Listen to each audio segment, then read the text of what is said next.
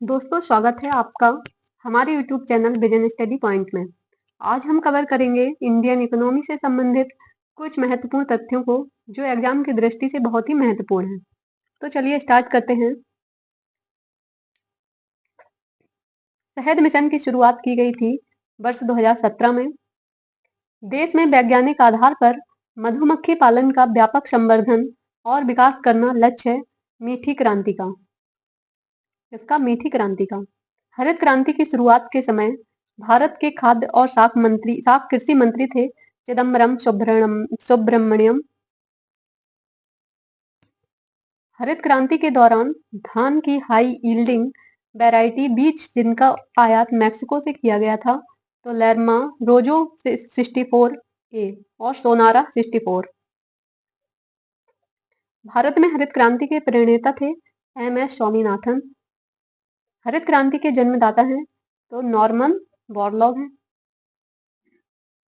Norman Borlaug किस देश से संबंधित हैं? संयुक्त राज्य अमेरिका से संबंधित हैं। भारत में हरित क्रांति का प्रारंभ हुआ था वर्ष 1966-67 में हुआ था। हरित क्रांति के मुख्य घटक हैं तो कौन कौन से हैं? इसमें उन्नत किस्म के बीज, सिंचाई सुविधा, रासायनिक खाद, कीटनाशकों का प्रयोग, बहुफसली कार्यक्रम, ये हरित क्रांति के प्रमुख घटक हैं। वह क्षेत्र जिसमें हरित क्रांति शीघ्र ही साध्य थी, निश्चित सिंचाई वाले क्षेत्र में। हरित क्रांति का सबसे अधिक प्रभाव देखा गया था गेहूं के उत्पादन में। किसमें? गेहूं के उत्पादन में देखा गया था। हरित क्रांति में प्रयुक्त मुख्य पादप फसल थी मैक्सिकन गेहूं। कौन सी थी? मैक्सिकन गेहूं थी। भारत में हरित क्रांति के लिए ब्रेड बास्केट कहे जाने वाले राज्य हैं। कौन कौन से हैं? उत्तर प्रदेश, पंजाब, हरियाणा, ये 3 राज्य हैं। क्या ब्रेड बास्केट कहे जाने वाले राज्य?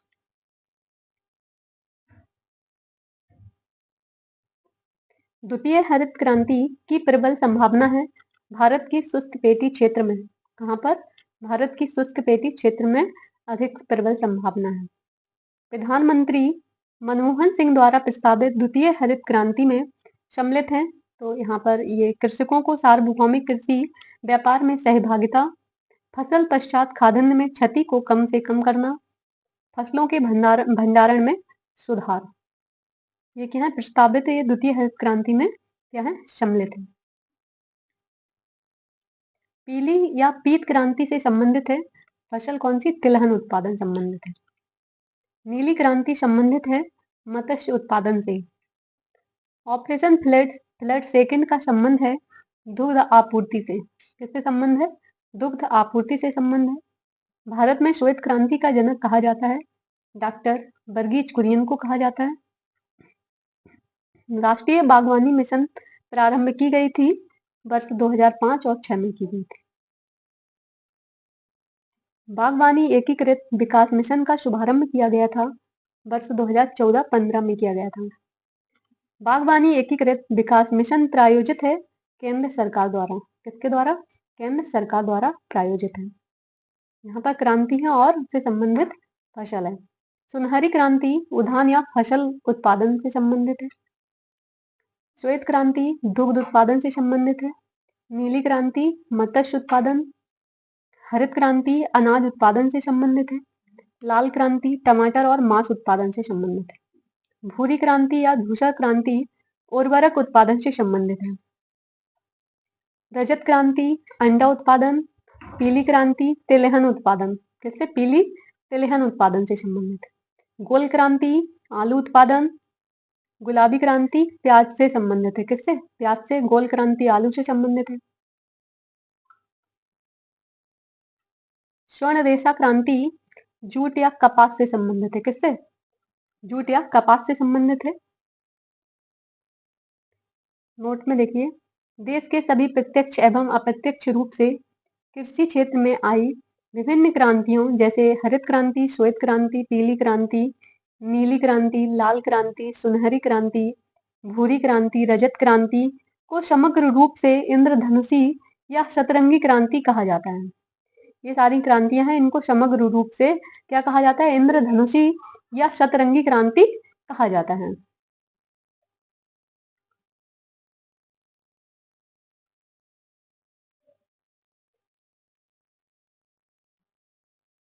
भारत में राष्ट्रीय खाद्य सुरक्षा मिशन प्रभावी हुआ था 2007-8 रबी की फसल से प्रभावी हुआ था। कृषि अनुसंधान संस्थान से संबंधित कुछ महत्वपूर्ण तथ्य क्वेश्चन है, इनको देखते हैं, वेरी महत्वपूर्ण है जो। भारतीय कृषि अनुसंधान संस्थान की सर्वप्रथम स्थापना की गई थी पूसा में। कहाँ? पूसा, समस्तीपुर जिला, बिहार में। कहाँ की गई थी? पूसा, समस्तीपुर जिला, बिहार में की गई थी। भारत के प्रथम कृषि विश्वविद्यालय की स्थापना पतंग नगर में हुई थी। कहाँ हुई थी? सॉरी, पंतनगर में हुई थी। तो पहले तो एक क्वेश्चन यही बनता है कि प्रथम कृषि विश्वविद्यालय की स्थापना कहाँ हुई थी? तो पंतनगर में हुई थी। कब? तो 17 नवंबर 1960 को हुई थी। कब हुई थी? 17 नवंबर 1960 को हुई थी। International crop research institute for semi arid tropics स्थित है हैदराबाद में। कहाँ पर है? हैदराबाद में।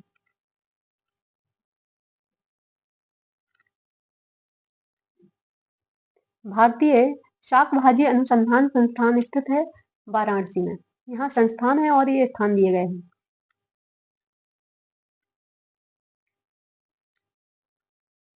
उत्तर Pradesh council of agricultural research Lucknow में स्थित है। इंडियन एग्रीकल्चरल रिसर्च इंस्टीट्यूट नई दिल्ली में है। कहाँ है? नई दिल्ली में है। इंडियन वेटेरिनी रिसर्च इंस्टीट्यूट इज्जत नगर बरेली में है। National dairy research institute Karnal Haryana में है। कहाँ है? करनाल हरियाणा में स्थित है।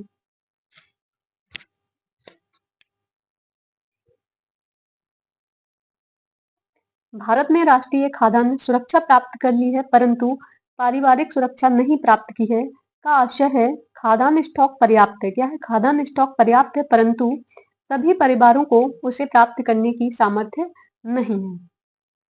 राष्ट्रीय चावल अनुसंधान संस्थान स्थित है कटक में। कहाँ स्थित है? कटक, ओडिशा में स्थित है। राष्ट्रीय चावल अनुसंधान केंद्र की स्थापना की गई थी 23 अप्रैल 1946 में की गई थी। अंतरराष्ट्रीय चावल अनुसंधान केंद्र स्थित है मनीला, फिलीपींस में स्थित है। कहाँ स्थित है? Manila, Philippines.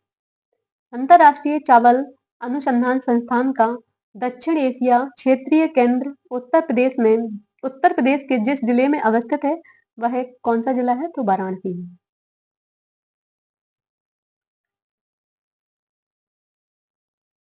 कृषि से संबंधित कुछ समितियां हैं। कृषकों की आय को दोगुना करने के लिए अप्रैल 2016 में गठित समिति के अध्यक्ष थे अशोक दलवई थे। कौन थे? अशोक दलवई थे। भारत में कृषि जोत पर कर का सुझाव दिया था के एन राज समिति ने 1972 में दिया था। भारतीय खाद्य निगम के पुनर्संरचित करने हेतु गठित समिति के अध्यक्ष हैं शांत कुमार, 2014 में बने हुए थे। कृषि तथा कृषि की साख व्यवस्था से जुड़ी कुछ प्रमुख समितियां तथा आयोग हैं। यहाँ पर समिति आयोग यहाँ गठन है लक्ष्य। कृषि नीति कमेटी या गॉडगल समिति की स्थापना कब हुई थी? तो 1945 में हुई, इसका गठन किया गया था। अखिल भारतीय साख सर्वेक्षण समिति 1951 में। कब? 1951 में। इसको हम एडी गोरेवाला समिति भी कहते हैं।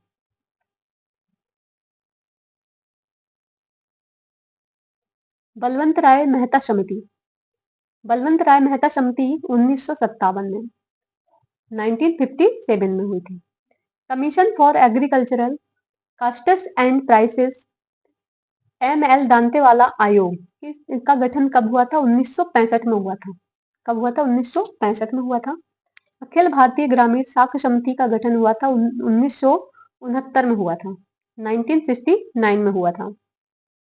एस नारीमन समिति लीड बैंकिंग 1969 में 1979 में हुआ था।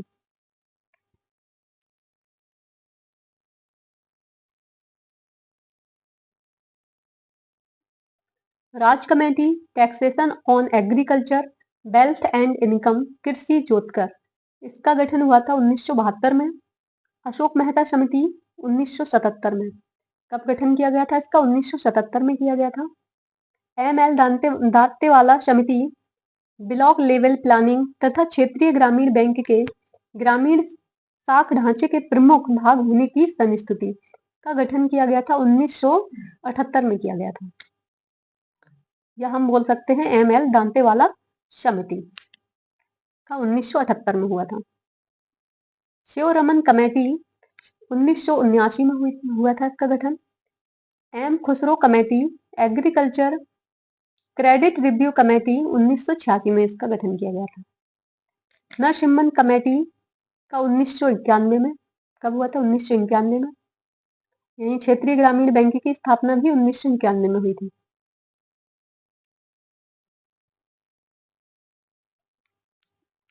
आरबी गुप्ता कमेटी कृषि साख किसान क्रेडिट कार्ड की संस्तुति 1997 में हुई थी।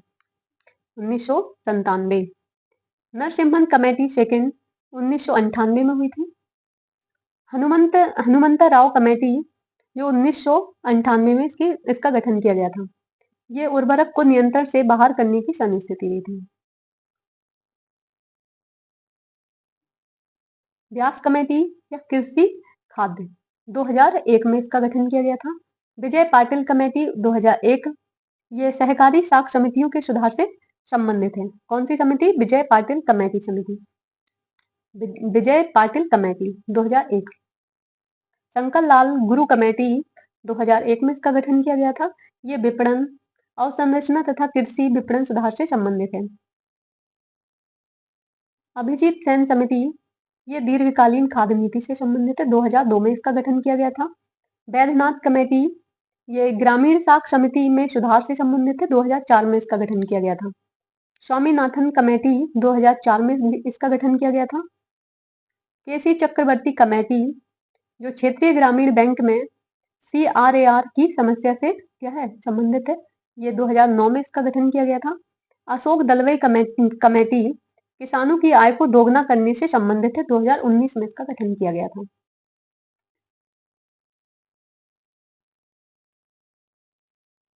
नाबार्ड से संबंधित कुछ महत्वपूर्ण क्वेश्चन है। ये देखिए यहाँ पर ग्रामीण अवस्थापना विकास फंड हेतु वित्त प्रदान करने वाली मुख्य संस्था है नाबार्ड। ग्रामीण अवस्थापना विकास फंड की स्थापना की गई थी 1995-96 में की गई थी। कृषि साख के क्षेत्र में शीर्षस्थ संस्था है तो नाबार्ड है। कौन सी है? नाबार्ड है। नाबार्ड की स्थापना हुई थी 12 जुलाई 1982 में हुई थी।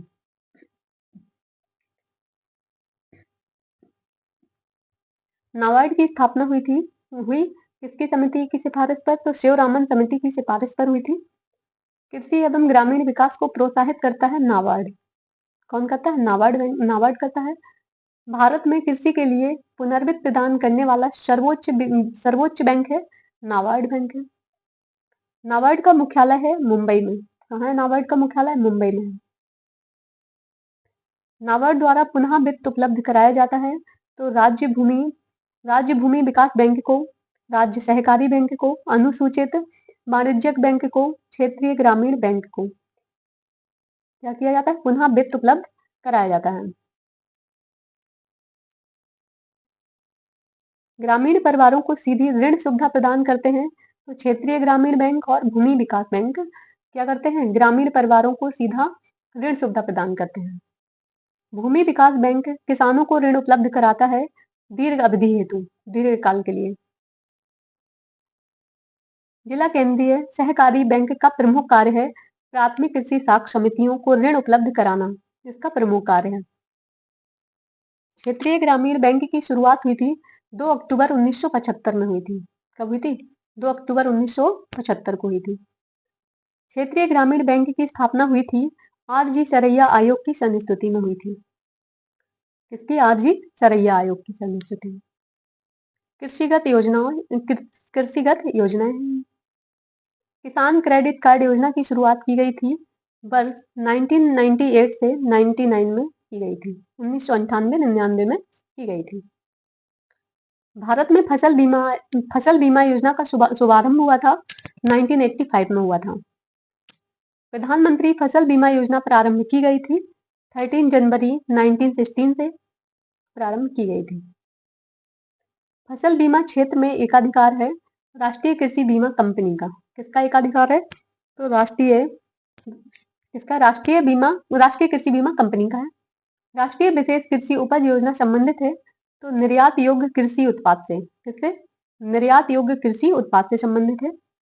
सतत कृषि के लिए राष्ट्रीय मिशन शुरू किया गया है एकीकृत खेती द्वारा कृषि उत्पादकता बढ़ाने के लिए। प्रधानमंत्री किसान सम्मान निधि योजना की शुरुआत की गई थी 24 फरवरी 2019 में की गई थी। प्रधानमंत्री कुसुम योजना की शुरुआत की गई वर्ष 2018-19 में की गई थी। प्रधानमंत्री कुसुम योजना संबंधित है किसानों को सोलर पंप से जोड़ने से। किससे संबंधित है? किसानों को सोलर पंप से जोड़ने से संबंधित है प्रधानमंत्री कुसुम योजना। राष्ट्रीय कृषि विकास योजना में शामिल है मिट्टी परीक्षण प्रयोगशाला, कृषि यंत्रीकरण, मृदा स्वास्थ्य संवर्धन से संबंधित क्रियाकलाप, राज्य बीज फर्मों की सहायता, उर्वरक गुण नियंत्रण प्रयोगशाला, समेकित कीट प्रबंधन प्रयोगशाला। ये राष्ट्रीय कृषि विकास योजना में शामिल है। अंत्योदय कार्यक्रम सर्वप्रथम शुरू किया गया राजस्थान में शुरू किया गया था। पूरा ग्रामीण क्षेत्रों में नगरीय सुविधाएं प्रदान करना प्रारूप प्रस्तावित किया गया था एपीजे अब्दुल कलाम द्वारा। किसके द्वारा? एपीजे अब्दुल कलाम द्वारा। कृषि श्रमिक सामाजिक सुरक्षा योजना उपलब्ध कराती है पेंशन तथा बीमा लाभ उपलब्ध कराती है। प्रधानमंत्री फसल बीमा योजना लागू किया गया 2016 के खरीफ सत्र से लागू किया गया था। प्रधानमंत्री फसल बीमा योजना के अंतर्गत कृषकों द्वारा खरीफ फसलों के लिए प्रीमियम देता दर है कितनी? 2%, रबी की फसल में 1.5% एंड बागवानी एवं नकदी फसल में 5%। प्रधानमंत्री फसल बीमा योजना के अंतर्गत कृषकों द्वारा खरीफ में कितनी? 2%, रबी में 1.5% एंड बागवानी में 5%।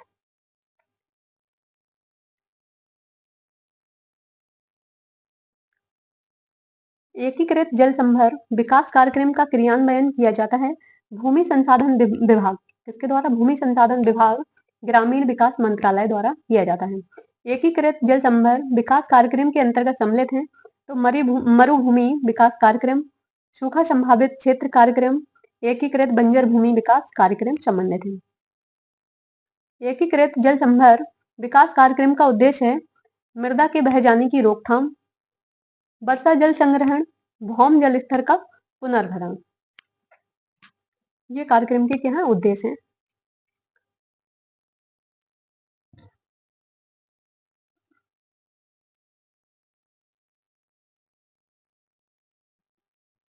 राष्ट्रीय कृषि विकास योजना को लागू किया गया था 18 सितंबर 2007 से लागू किया गया था। विश्व बैंक की सहायता से राष्ट्रीय कृषि अभिनव परिवर्तन परियोजना को प्रारंभ किया गया 26 जुलाई 2006 से लागू किया गया था। राष्ट्रीय कृषि अभिनव परिवर्तन योजना के घटक हैं 4। कितने घटक हैं? 4 हैं। वर्षा संचित क्षेत्र विकास कार्यक्रम को आरंभ किया गया था तो 2011-12 से आरंभ किया गया था। कब से? तो वर्ष 2011-12 में लागू किया गया था यह आरंभ। औद्योगिक नीति से संबंधित कुछ महत्वपूर्ण क्वेश्चन है, महत्वपूर्ण प्रश्न तथ्य। भारत का दूसरा औद्योगिक नीति संकल्प अपनाया गया था वर्ष 1956 में, पहला 1948 में अपनाया गया था। स्वाधीन भारत की प्रथम औद्योगिक नीति की घोषणा की गई वर्ष 1948 में की गई थी। किसके द्वारा? डॉक्टर श्यामा प्रसाद मुखर्जी द्वारा घोषणा की गई थी। ये औद्योगिक नीति है और ये विशिष्ट लक्षण है उसकी। औद्योगिक नीति 1948 में मिश्रित अर्थव्यवस्था प्रारंभ की। यह मिश्रित अर्थव्यवस्था प्रारंभ की गई थी। औद्योगिक नीति 1956 में राज्य केंद्रित अर्थव्यवस्था की प्रक्रिया शुरू की। औद्योगिक नीति 1980 तो मिश्रित अर्थव्यवस्था में विश्वास पुनः स्पष्ट किया गया। औद्योगिक नीति 1991 तो राष्ट्रीय गैर सरकारी साझेदारी।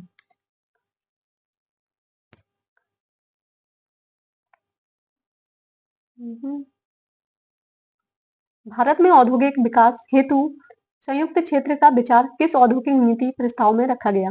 तो दूसरी औद्योगिक नीति 1956 में रखा गया था। उद्योगों का विकास तथा औद्योगिकरण की रणनीति अंग थी द्वितीय पंचवर्षीय योजना की। भारत में उद्यमों हेतु लाइसेंसिंग प्रणाली का आधार था उद्योग अधिनियम 1951।